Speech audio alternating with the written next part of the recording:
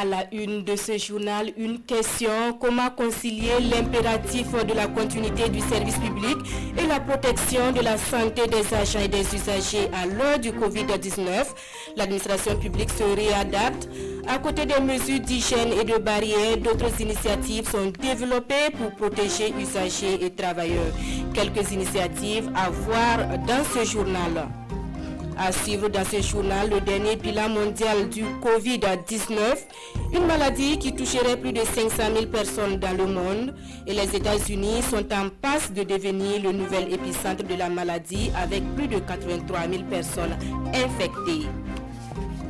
Zoom également dans ce journal sur une technique de production de fourrage, une technique en expérimentation et qui permettrait d'accroître la valeur nutritive de cet aliment pour bétail. Voilà donc pour les titres de ce 13h. Bonjour et merci de nous suivre. La distanciation sociale est l'une des mesures qu'impose la lutte contre le Covid-19. Comment mettre en œuvre cette mesure dans nos administrations publiques à côté des mesures d'hygiène et des initiatives sont donc développées pour protéger la santé des travailleurs et des usagers. Quelques-unes de ces initiatives dans ce reportage de Amadou Ilboudo et Sekou Zongo.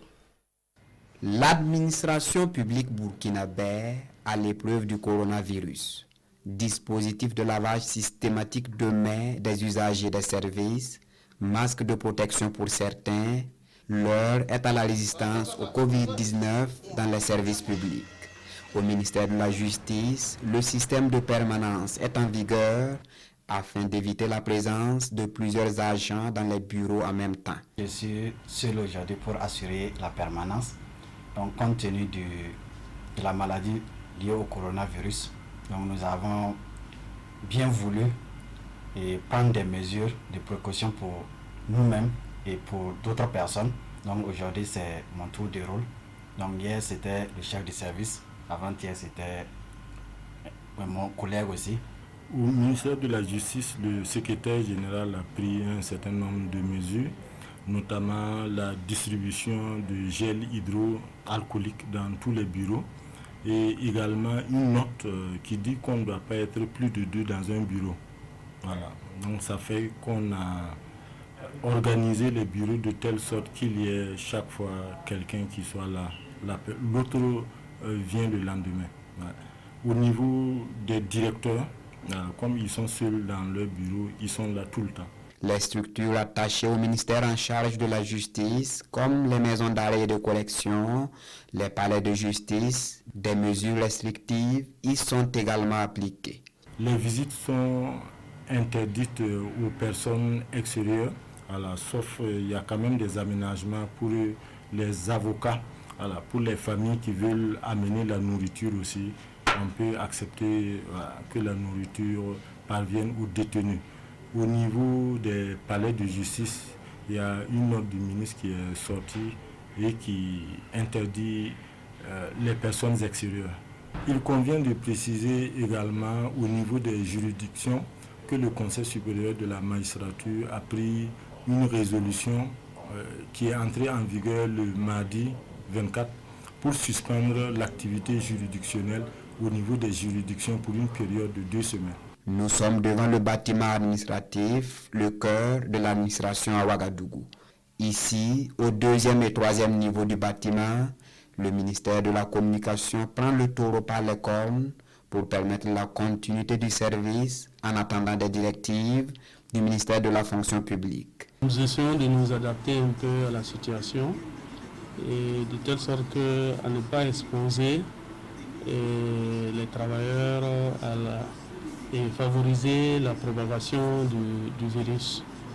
Et à ce niveau-là, le ministre a demandé à ce qu'on suspende, par exemple, les réunions hebdomadaires qu'on tenait chaque lundi matin à partir de 8h, même des réunions restreintes, afin que, étant donné que nous sommes dans des salles un peu confinées, que nous ne favorisons pas la propagation du virus. Et certainement, vous avez pu le constater, peut-être en venant, les gens ne se tendent plus la main. Donc on se salue un peu de loin. Et nous avons également demandé aux gens de rester à une distance respectable, au moins 1,50 m, pour que le virus ne puisse pas, si toutefois quelqu'un a le virus, qu'il ne puisse pas le transmettre à son voisin. Même constat ici au Trésor public. Les guichets sont ouverts, tous les agents portent des masques de protection et de nouvelles mesures sont en vigueur depuis l'entrée jusque dans le hall d'attente. Je crois que c'est appliqué. Moi, je viens d'un autre service où j'ai pu laver mes mains, etc. Ça va. Ça va. Vous voyez bien comment les chaises sont disposées. Je pense que quand même la distance d'1 mètre, 1 mètre, 1,5 m, au moins c'est respecté. Les gens commencent à comprendre petit à petit que en fait, le corona, ce n'est pas de la blague. Hein. Il faut respecter les dispositions. L'administration publique est en alerte maximum face à l'épidémie du coronavirus. Partout où nous sommes passés, les services se réorganisent et tentent de s'adapter pour assurer la continuité du travail tout en respectant les mesures de protection face à la maladie. Quid des mesures d'hygiène et de barrières dans l'administration publique de la cité du Bafoudié? Dans cette ville, chaque agent public y va de ses moyens et de sa stratégie pour assurer sa protection contre le Covid-19. Le constat sur place avec Kassoum Tony et C. Judikael Poda. Des dispositifs ordinaires sont mis en place en fonction des moyens. Chacun joue sa partition pour stopper la propagation du coronavirus et sécuriser ses services. À la RTB de Gawa, c'est un ensemble de savons, bidons d'eau, de javel et quelques récipients d'eau qui fait office de dispositif. À la direction provinciale des impôts du Pony, le constat est tout autre. Une personne est mobilisée pour interpeller tous les usagers et les travailleurs à se laver les mains. Donc on nous a mis un dispositif de lave-main avec du savon. Donc tous les usagers qui viennent pour les formalités fiscales donc, sont tenus de passer par là pour laver leurs mains. Donc, afin d'avoir accès au service. Dans les différents bureaux, que ce soit à l'assiette comme au recouvrement, les agents sont également protégés. Au-delà de se laver les mains, l'un des caissiers porte des gants et une bavette. En contact direct avec le contribuable, il se protège pour constituer en lui-même une barrière au Covid-19. Étant à la caisse ici, on est en contact avec presque tous les contribuables qui viennent à la direction provinciale. Et chaque contribuable va s'exprimer. En s'exprimant, on peut contracter la maladie à travers ses salives et autres. L'argent même que nous encaissons peut être contaminé. Donc, je vais acheter un lot de gants déposés. Autre lieu, autre réalité, l'hôtel administratif. Rien n'est signalé dans ce bâtiment qui abrite 6 directions régionales, sauf cette affiche. Aucun dispositif de lave-main. Les entrées et sorties se font comme si de rien n'était.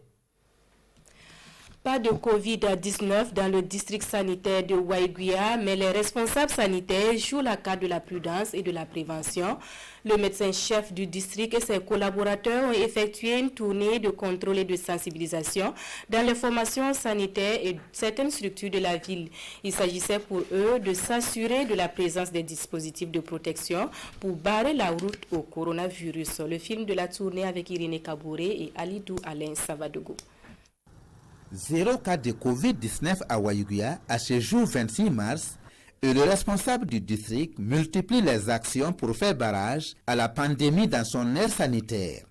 Il effectue une tournée de supervision et de sensibilisation dans les structures privées et publiques pour constater la présence des dispositifs de protection recommandés. Des centres de santé et de promotion sociale CSPS, aux banques en passant par les alimentations et les pharmacies, Ousseini Ouedraogo prodigue des conseils. Le cri de cœur, c'est que vraiment tout le monde respecte les mesures individuelles, mais également qu'on puisse mettre collectivement en œuvre les mesures de riposte contre cette maladie. Globalement, le dispositif est en place. C'est vrai qu'il y a des insuffisances par endroit, mais avec la sensibilisation qu'on a eue sur le terrain, nous osons espérer que à la prochaine visite, tout ce qui doit être mis en place au niveau de ces structures-là seront disponibles. Outre les tournées de sensibilisation, le MCD a initié des séances de briefing sur le Covid-19 au profit des agents de santé et des autorités administratives de sa zone de couverture. Lorsque nous avons fini la formation, nous avons tenu aussi des briefings au niveau des CSPS ici avec les agents pour passer l'information, la conduite à tenir. Voilà pourquoi il y a ces affiches là-bas. Il y a les définitions des cas qui sont là-bas. Il y a les conduites à tenir en cas de cas suspect, cas de cas confirmés, les prises en charge, les algorithmes. Et également aussi la sensibilisation à l'égard de la population. Des affiches de sensibilisation sur le coronavirus sont aussi remises aux structures visitées. Le bourgmestre de la ville de Kaya, lui, s'assure de la fermeture effective des débits de boissons. C'est à travers une mission de contrôle et de sensibilisation dans la ville. Une ville où les cabarets et autres buvettes drainent encore du monde. Le point de sa tournée avec Amadou Ouedraogo et Jacques Lamissa Tarpaga. Les maquis, les bars, les buvettes et cabarets doivent rester fermés au public. Le maire de Kaya descend dans la rue pour faire le constat. Les gros maquis sont pour la plupart totalement fermés, d'autres restent ouverts, mais pas au public, seulement pour ceux qui veulent emporter leur boisson. Un coup dur pour les gérants qui acceptent tout de même les consignes au nom de la santé publique. Nous voyons que la mesure, c'est bon, parce que tout c'est pour éviter de la contamination. On voit que nos employeurs s'ouvrent à l'heure, parce qu'on voit que ça va prendre jusqu'au 20 avril. C'est très long, mais comme c'est une prévention d'une maladie, on ne peut rien dire. De nombreuses buvettes grouillent encore de monde. Certains clients s'en vont à l'arrivée de la mission de contrôle. Le maire joue la carte de la sensibilisation, ponctuée par des mises en garde. Dans les cabarets, la bière de mille coule à flot dans un environnement parfois dénué de toute mesure d'hygiène. Là également, des consignes sont données et l'association des dolotières du San Matenga promet de faire le relais. Nous, on a déjà même communiqué. On a déjà donné des informations à nos dolotières de se retrouver mercredi. Là, on va passer tous les messages pour que tout le monde soit bien chez elle et dans son travail. Voilà, pour que le virus ne se propage pas. Au bout de la mission de contrôle et de sensibilisation qui a duré toute la journée, le maire Boukari Ouedraogo est confiant quant au respect total des mesures dans les jours à venir. On a dit que ce n'est pas ouvert au public.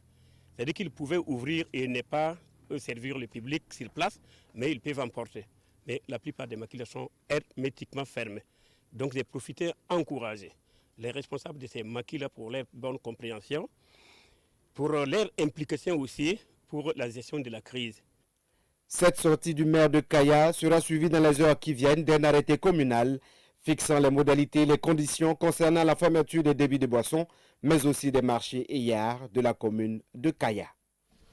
À Bobo Dioulasso, le maire de l'arrondissement 7, lui aussi a pris une journée pour sensibiliser sur la virulence du Covid-19. Lieu choisi, les marchés de proximité de l'arrondissement. À l'occasion, des masques ont été distribués aux populations. On en sait davantage avec Maneka Yen et Kadou Romenki. Séance de sensibilisation pour le respect des consignes afin de barrer la voie au Covid-19. L'exercice se déroule dans les petits marchés et yards de l'arrondissement 7 de la commune de Bobo Dioulasso. Nous avons senti que nos populations sont sous-informées. Et nous avons peur que si vraiment nous ne prenons pas les mesures, nous n'allons pas vers la population. Si cette maladie, cette épidémie s'installe chez nous, nous sommes foutus. Raison pour laquelle nous essayons d'accompagner le gouvernement dans sa mission et de façon locale, étant des conseillers, étant des autorités locales, nous sommes plus proches de la population. Des séances de sensibilisation qui ont occasionné des regroupements de population pourtant déconseillés, car facteur de risque de contamination du virus. C'est un grand risque. C'est pour ça que nous essayons de dire aux femmes, il faut changer de façon de faire. Elles ne peuvent plus continuer de faire le marché tous les jours. C'est bon de faire des provisions. Et vous allez constater que les femmes se déplacent avec les enfants. Franchement, c'est vraiment une situation préoccupante. Et nous interpellons vraiment la population de respecter les consignes du gouvernement. Pour l'occasion, des bacs à eau avec des savons ont été déposés aux abords des marchés pour le lavage des mains. Des comprimés désinfectants et des masques ont aussi été distribués. Le Covid-19 touche désormais la quasi-totalité du globe avec plus de 500 000 cas confirmés dans 175 pays et territoires. Et les États-Unis sont en passe de devenir le nouvel épicentre de la maladie avec plus de 83 000 cas. L'Italie reste cependant le pays le plus touché en termes de mortalité.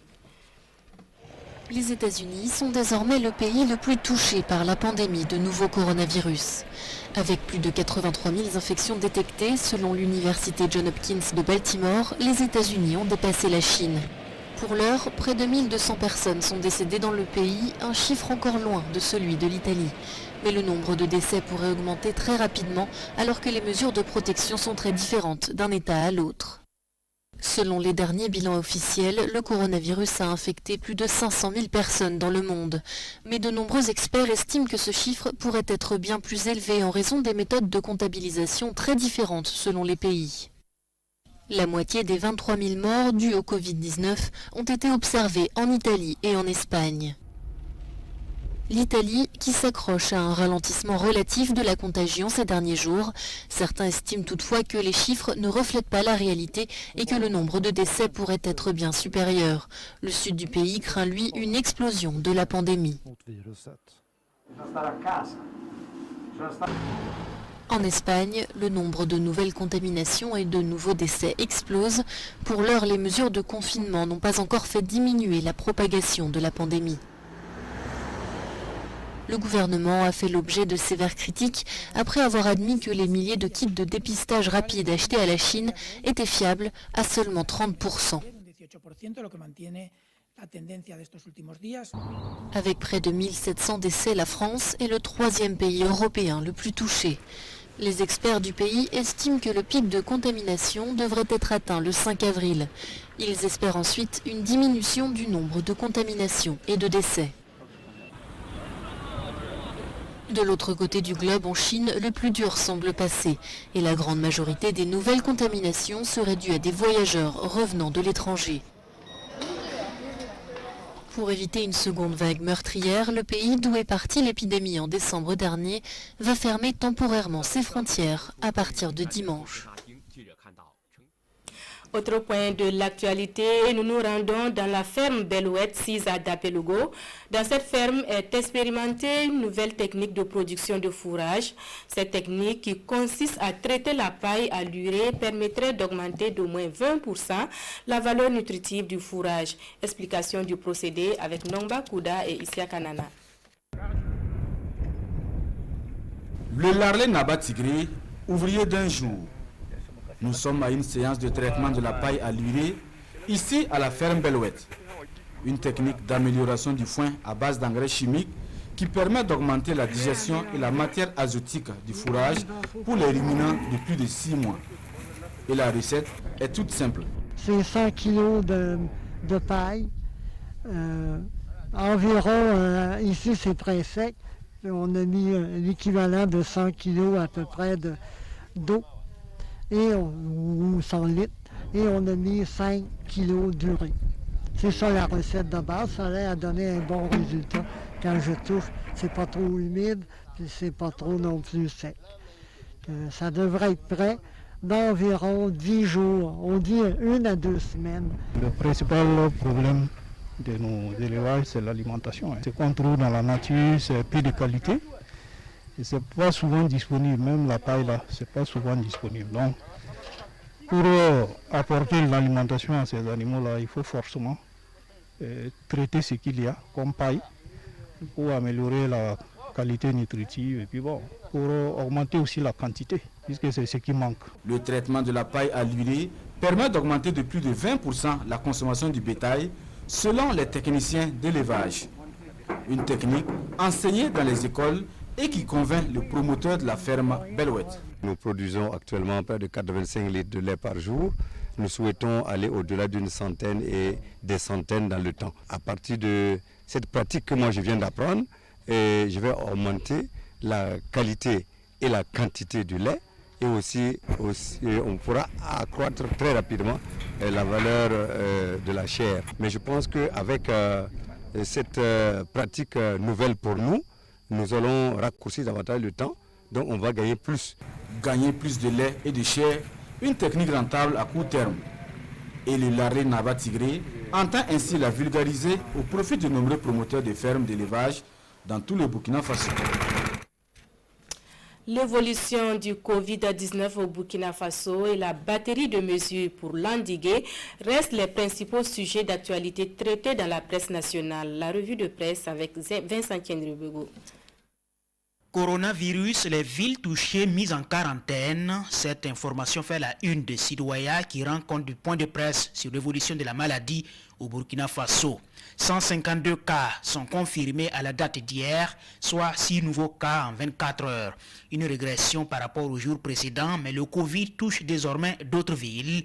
Et puis les autorités donnent quitus pour un essai du traitement de la maladie à la chloroquine. Il va falloir alors réhabiliter la chaîne de production de la chloroquine et du paracétamol pour obtenir 200 000 comprimés de chaque type par jour, a déclaré le ministre de la Recherche scientifique, rapporté par Sidoya. En attendant, Ouaga, Bobo, Oundé, Dédougou, Banfora, Boromo, Manga et Zorgo sont les villes désormais mises en quarantaine, comme ici indiqué par Aujourd'hui au Faso. Ce qui veut dire qu'à partir de ce vendredi, personne n'entre, personne ne sort de ces villes qui comptent au moins un cas de contaminé pendant les 2 semaines que dure la mise en quarantaine, précision apportée par le porte-parole du gouvernement.